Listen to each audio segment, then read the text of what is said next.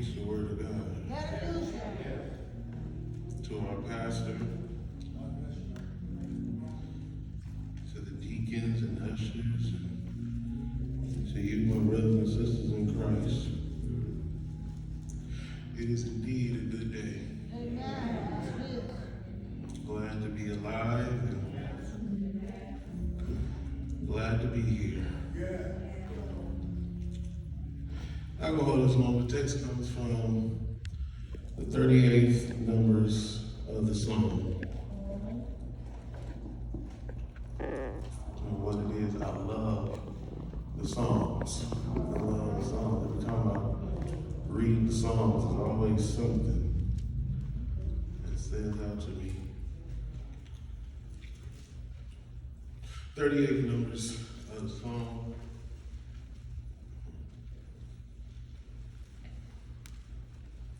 And we will take our reading from the 5th verse. And it reads, "My wounds stink and are corrupt because of my foolishness." God bless you. My wounds stink and are corrupt simply because of my foolishness. Brothers and sisters, we all have, throughout the course of our life, accumulated garbage. Garbage is something that is not worth holding on to. Nobody likes garbage. It stinks. It fumigates. It attacks the wrong attention. Bugs, and rats, and raccoons, and flies, even people.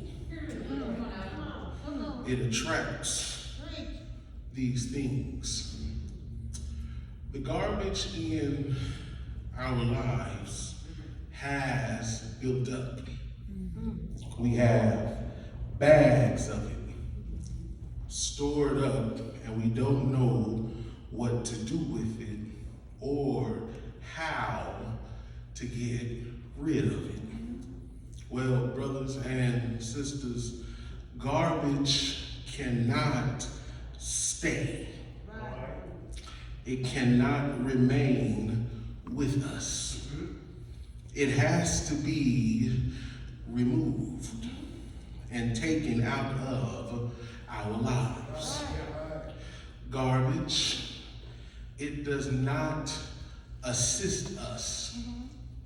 Garbage is built up of bad habits, addictions, bad desires, and old tendencies. With garbage comes a lot of temptation.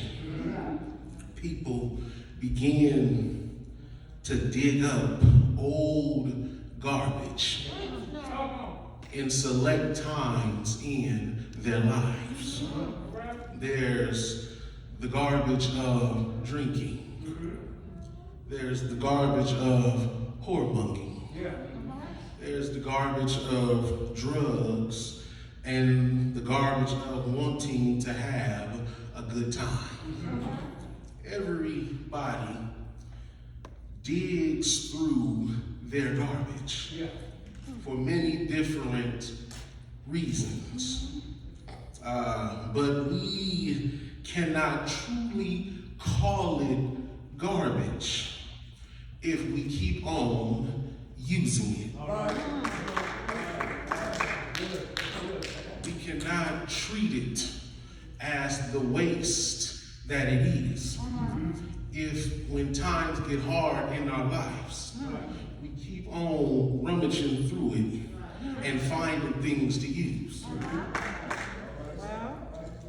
Well, we have to give our garbage away.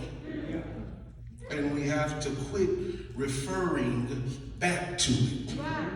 We have what most other people have. We have God. And God is our divine garbage man. Garbage, God removes the garbage out of our life. He takes it away. The stinky, useless waste of our life. We just gotta give it to him. Set it out on the curb and let him haul it away. Well, when God removes the garbage out of our life, we can begin to experience the goodness of the Lord. You can have peace because he has came and removed some garbage. Well, sin is the garbage that we need removed. God hates sin. Sin is directly opposite to all that is good in God's character. Sin is contrary to the law of God. God is never entertained with sin. Sin is garbage. It is useless. It has no value. Sin can never help us. Sin, it pushes us away from God. Sin also is a failure to conform to the moral law of God. Well, whenever we speak of the law of God, we are actually referring to God's standard of living, on the divine rule of life. See, God did not just create man and place him on earth, but he gave him a standard for living. This standard that God has given us for living has a twofold effect. One is that it would please God. And secondly is that it would be a blessing in the life of all men if they obey. Well, brothers and sisters, we have been given this standard of living, and sin contradicts the way we are to be living. See, we need to understand and we need to know that sin is harmful to our lives. It brings pain and destructive consequences to us. Every child of God ought to be striving to live according to how God wants us to be living. We need to live a life that is pleasing to God at all times. Well, our text comes from David. And David had some issues that he was going through. David had got away from doing what was right. David had an awakened and enlightened conscience. He had a conviction of sin. He starts this song off in verse 1 with an appeal to God. And then he goes on and talks about the afflictions that he faced. Well, David was living a life of unrighteousness. He allowed sin to have dominion over him. Brothers and sisters, David had begun to suffer mightily. We cannot allow our worldly desires to bring us down. We cannot allow the things that we want to do and the places we want to go to deviate us off of the path of righteousness. David had allowed the things in his life to take him away from a path of righteousness. Well, when you follow the path of God, you following a path that's going to lead you to a good place. You following a path that, yeah, it gets hard at times. It's not always what we want to do. It was a nice, hot, sunny day yesterday. I much rather have been outside yesterday. But I was in the house doing what it is I had to do to get prepared. When you when you own the path that God has put you on, then what it is that God will bless you. He will give you happiness. He'll give you peace. And he'll give you joy. All you got to do is just follow him. David had got off of that path. David had deviated from the path of righteousness. David, in his deviating and in his inquisitiveness, experienced some diseases. David was worn down with his sin. It was beating him down. But what I like is that David still had a mind to get right with the Lord. No matter what you have done, you might have went astray for a minute. You might have deviated yourself for a period of time, but you can still get right with the Lord. God is a God that he welcomes us back with open arms. God is a God, he does not hold grudges against us. God is not the kind of God that when you come back to him, he's going to start running things down. Well, remember you did this, and remember you said that. He does not do that. God, he welcomes us back with open arms. Well, David realized the severity of what he had done. He realized that his sin had done nothing to help him. He understood that he was a wreck and that he was in no good shape. Well, when God came into our lives, we was all like David.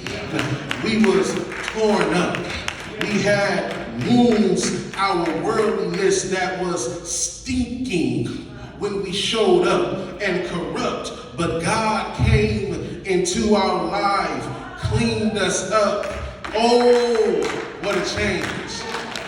What a change has come over me when the Lord has came into my life. Is there anybody that can attest to say that it was a change that happened when the Lord came into your life? Didn't he clean you up? He turned some things around in your life. We can all shout and sing, oh, what a change. Well, it was, matter of fact, a marvelous change. Well, with God, my foolishness don't mean nothing. With God, my stinking wounds don't mean nothing. God will love you. God wants you. God can still use you even after you have gone astray. God can still find a place to use you somewhere even after you have disobeyed him. It's been times in my life, and I'm probably sure there's been times in your life where I've done things that I shouldn't have done. gone places I shouldn't have gone. I've said a whole bunch of stuff I probably shouldn't have said, but when God needed me and when he wanted to use me, he did not hesitate to use me in his service. I'm happy to know that God is not like you and I. You and I could hold grudges against each other. You and I might hate each other at times. You and I might not talk to each other for periods of time, but God is not like that. He genuinely loves us. He genuinely cares for us. Well, David said that my wounds stink. He said, and they are corrupt because of my foolishness. Now, David starts this thing off praying with a prayer. He starts this thing off, like I said, with an appeal to God. He's appealing to God and he's praying and he's asking God to please forgive me. I was reading it, it said God's wrath was coming at David. And David was praying and asking God, please wait. Please don't punish me for the things that I've done. Please have mercy on me.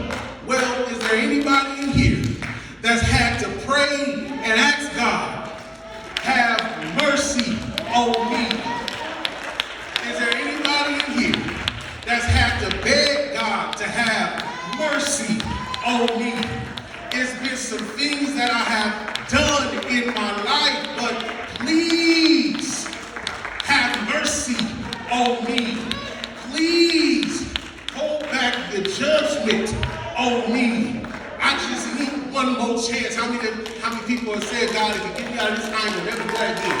I just need one more chance. Well, I need you to tell you something. See, a lot of us know that I'm one of the ones that should have been dead.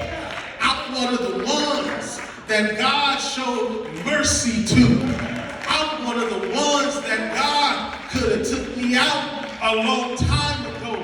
But thanks be to God that he had mercy for me. He was loving towards me. We can all rejoice because God has shown us all mercy. Well, we have garbage in our lives, and that garbage in our lives, it could have done some worse things for us.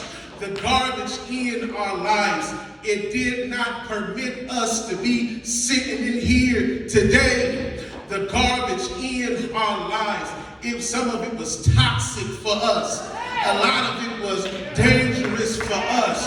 But thanks be to God that God came and he saved us. Thanks be to God that he didn't allow our garbage, our trash that we had to take us out of here. I praise him and I thank him for he has been good to me.